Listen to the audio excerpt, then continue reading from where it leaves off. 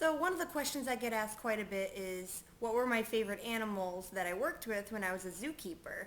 And it's hard to pick favorites. I worked with a lot of different kinds of animals, and they all have pros and cons of working with them. They all have different personalities and temperaments and needs. But I guess if I had to say my favorite, I got quite a few favorites. So I guess we'll start with the penguins, because everyone loves penguins, right?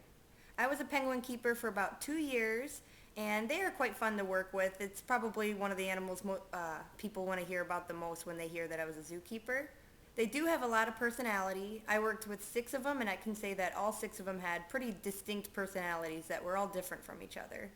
There were 2 particular penguins that were pretty people-friendly. That was Scooter and Petey, and they were hand-raised in captivity, so they were very people-friendly. They had pretty much no boundaries when it came to the zookeepers.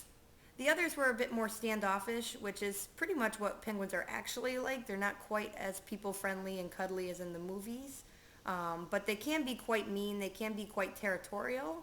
Shortly after I began working with the penguins, there's a set of 2 of them, Chili and Willie, that are especially territorial because they're the mating couple of the group. And they used to get very, very aggressive and territorial about their nest boxes. And I walked by once, kind of unsuspecting, didn't know they were in there, and Chili, the male, went nuts on my leg. He bit my leg, and even though they don't look like they would pack a powerful bite, they do. I really enjoyed working with the penguins because I got to feed them on exhibit, so I got to actually interact with the guests a bit and feed them and answer questions and kind of make it an educational experience. Everyone likes to watch penguins, and it was cool to be able to interact with the guests. They are a pain to clean up after. Their poop is basically like cement, so as soon as it comes out, it dries very quickly, and you have this cement-like fishy poop substance that just cakes onto everything. They poop on their nest boxes, they poop on rocks, they poop in the pool, they poop everywhere, and it's a pain to clean up. When it's nice outside, we were able to power wash, which made it a bit easier, but in the winter, when it's actually too cold for these penguins to go outside, because these are African penguins, when it's too cold for them to go outside, we couldn't use the power washer around them because of the stress. So we actually had to get on our hands and knees and scrub with a scrub brush every inch of their enclosure, and that would take a good portion of my day. Let's see, I'm also a big fan of birds in general. I did an internship in summer of 2011 in Ann Arbor, Michigan, and I got to work with rehabilitating songbirds and crows and waterfowl, and I really, really enjoyed that. So when I started working at the zoo, I was able to work with some parrots, some macaws, some cockatoos, and I really, really liked working with them. They can be a bit shy. I know it was a bit of a struggle for me in the beginning, but once they got to know me as the new keeper there and we kind of had a routine down, their personality comes out really strong. Wedgie in particular was my favorite bird that I worked with. She is a Moluccan cockatoo. And to this day, I still believe that if anything ever happened to that zoo and the animals needed a place to go, Wedgie would be coming home with me. They're also very, very smart. I know most people know that parrots and macaws and cockatoos are pretty smart animals, but they are very, very intelligent.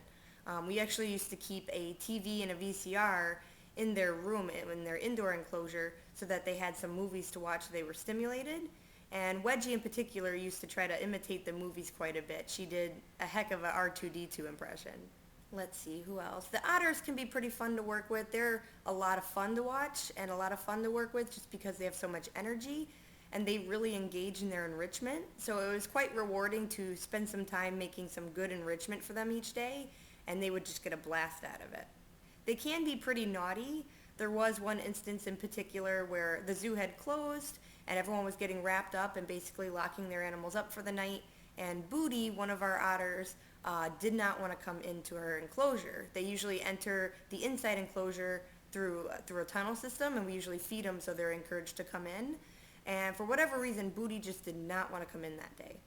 It took probably about an hour and all of the keepers to kind of wrangle her in, and even then she hissed and made horrible noises the whole time in protest. I also got to work a bit with 4 white-throated capuchins, and they are very smart monkeys. We used to do some training exercises with them. We used to train them to be able to basically give us certain body parts on command. So if I said, "Grasshopper, give me your tail," he would stick his tail through the opening in the wire in the gate.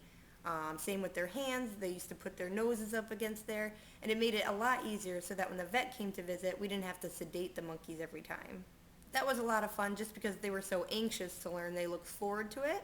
I also got to work with an American alligator named Nero, and you might not think that an alligator is very trainable, but any animal can be trained with the right kind of encouragement and reinforcement and reward system. And we used to try to train the alligator basically to target train or touch or go where we want her to. It was really neat to be able to work cooperatively with an animal with such history like that. American alligators and reptiles in general are just such old animals. It's kind of like working with a dinosaur, and you don't expect them to be very compliant or very eager to learn, but she was very, very smart, and she would do anything for a rat or some chicken anyway. I think the last one that comes to mind is the coati. I used to work with a white-nosed coati named Taz, and he was very, very fun. He was very playful, kind of like how the otters are. He was very inquisitive, very active with his enrichment. There was one instance in particular, actually, where we were closing up again, and we were getting ready to leave, and I was trying to get Taz to come inside because he would not stay out overnight. And it was about the springtime. It had been raining quite a bit, and we actually have a pond in the middle of the zoo. So there was a lot of frogs jumping around. I guess one had jumped into his exhibit through the little holes in the gate, and he had found it. Needless to say, he did not want to let that toad go. He did not want to come inside. He wanted to stay outside and just kind of torture this toad all day. Finally, I was able to get him to come inside with some bribery. Taz likes hot dogs and marshmallows, so I grabbed a bunch. He was able to come inside, was getting ready to lock him up and close his outdoor exhibit, and then I find out he brought the toad in with him. Now, he was a no-contact animal, so it wasn't like I could go in there with him and take the toad away, so I just kind of had to let it run its course. And needless to say, when I went in the next morning, it was not the most fun cleanup. So I think that about wraps it up for my favorite animals that I worked with when I was a zookeeper. If you have any questions that you'd like me to answer, feel free to leave them below in the comments or send me a message. I'd be more than happy to respond. I will post more videos soon, of course. In the meantime, you guys stay wild.